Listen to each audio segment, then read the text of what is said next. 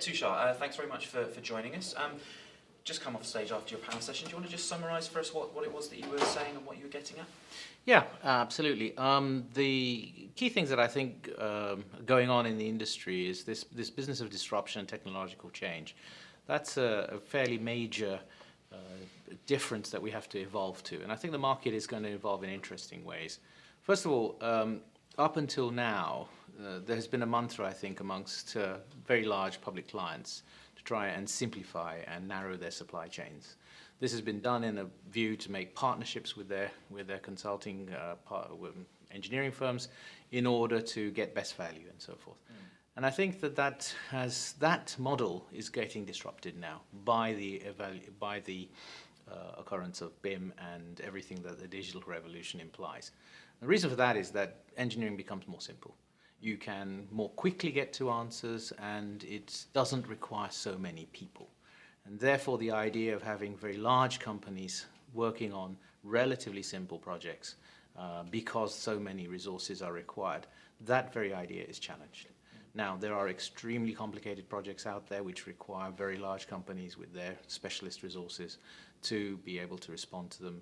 But I think the idea has gone a little further than that. And I think many clients are now experiencing supply chains with very large companies who are utilizing lots and lots of people to do not so complicated things. And I think the market therefore will now change again and will allow mid-size and other players, particularly those who are well networked with experts who can bring them on tap, to come in and then supply solutions. So I see the market is going to change because, and segment probably with respect to complexity, such that big firms which have complex problems to tackle and can marshal resources from here, there, and everywhere will be advantaged in those situations, but relatively simpler projects will be ones which will be undertaken by a whole range of people rather than just big firms sitting on narrow or relatively narrow frameworks. The other thing I was saying was that I see that client intimacy is going to be one of the drivers. So coming home, working with clients with whom you are very well networked, with whom you understand their problems. Of course, everybody is going to be looking to be upstream and with the client. But I see that for the larger firms, the temptation might be to take risks along with the client and to work on an outcome-based approach. So I see there we're going to perhaps start to see a differentiation between those who are involved in optioneering and helping set up solutions, and then those who are involved in delivering them and living with the outcomes.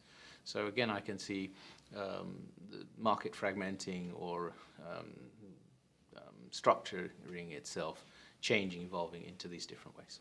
So thinking more broadly about the panel session as a whole and maybe even the entire conference, what was the thing that you're going to take away?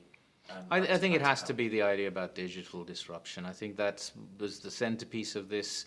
We're all sitting here wondering not if but when, and that's something that we have to then cater to. I think as a business, a small to a medium-sized player with 1,000 people, we have to pick this up very aggressively because we can see the way that the fault lines are going to change, and for us it's an enabler to compete because not so many resources are required.